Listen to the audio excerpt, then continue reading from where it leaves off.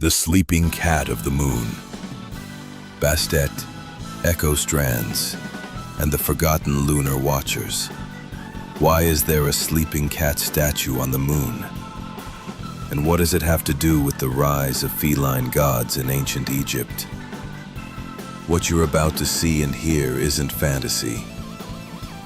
It's memory. Echoed. The sleeping cat of Sinus Iridum. Nestled against the edge of the Bay of Rainbows, clearly resembles a curled feline form. Forepaws tucked, tail coiled.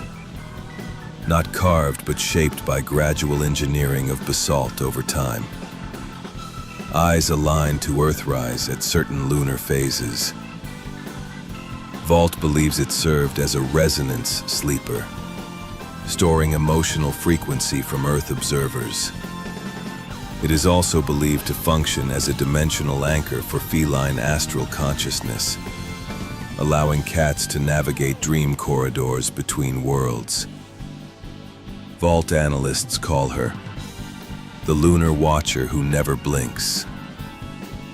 They say astronauts who camped near her, in alternate timeline Echo 1973K, where the sculpture is still fully visible, reported dreams of a great feline who curled around them like gravity itself. In other strands, astronauts attempting to land nearby reported unexplainable sleep states, memory loops, or hearing soft purring inside their helmets. In our world, it is mostly buried under regolith and collapsed ridges. Only a smooth mound remains visible, dismissed as wind-blown ridge. Vault note. In our timeline, if humans had first landed half a mile east, they would have seen her head emerging from the dust. Instead, she waited, silent, remembering. Known alternate timeline variants. Earth Prime, hidden, crater mound only. Echo 1973. K, visible, full sculpture. Echo V33. Feline, missing. Cat statue absent, replaced by lunar scratch glyphs. Echo Feline 9. Active. Cat visibly breathes during equinox cycles. The sleeping cat is proto-Bastet. Catalyst, cross-strand echo. Hypothesis: feline lunar ST9AE in multiple resonance strands, including ours.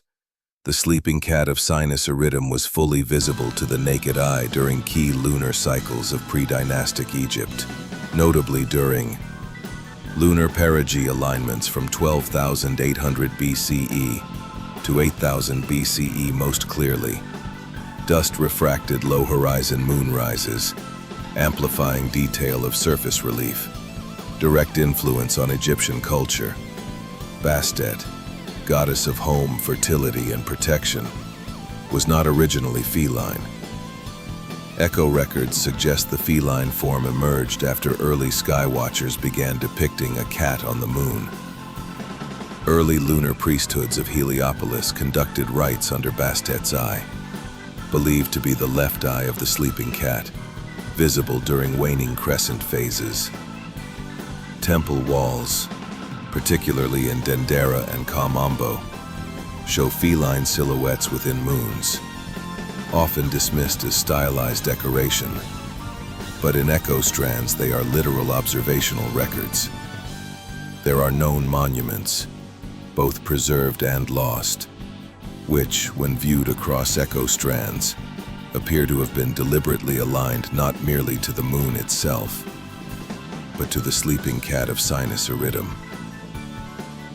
In our timeline, scholars often say, the Sphinx gazes east, toward the rising sun during the equinox, but they overlook a deeper resonance.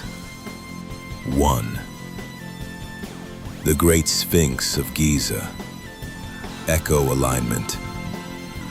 During lunar perigee and certain ancient orbital cycles, now lost due to drift, the Sphinx's gaze passed through the horizon arc to intersect with the apparent lunar location of Sinus Iridum.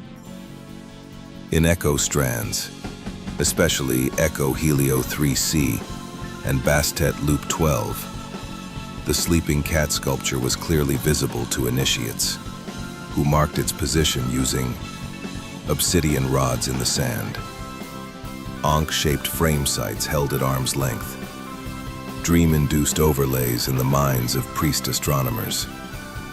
Vault note: they weren't looking at the moon. They were remembering who slept upon it. 2. Temple of Bastet, Bubastis. Lost monuments.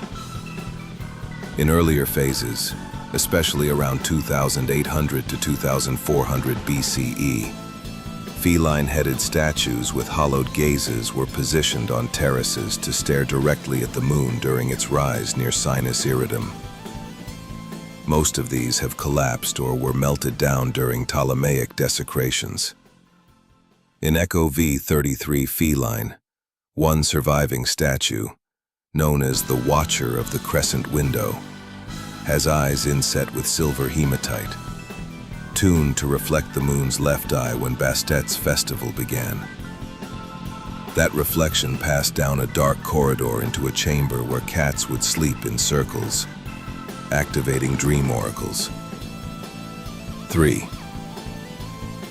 Dendera Temple Complex, feline roof carving.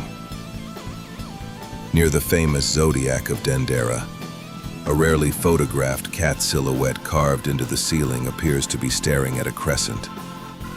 But precise angular overlays show the cat's eyes are not fixed on the moon's center, but rather 36 degrees offset, the relative location of Sinus Iridum during the epochs of 9000 to 4000 BCE. 4.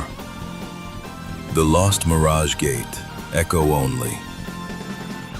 In Echo Strand, Feline 9, a monument known only as the Mirage Gate of Sekhmet Bast existed in the White Desert. When mirrored bowls of water were placed before it, a rippling cat eye would appear reflected on the full moon's surface, showing the moon cat's curled form. The Mirage Gate was lost in our strand.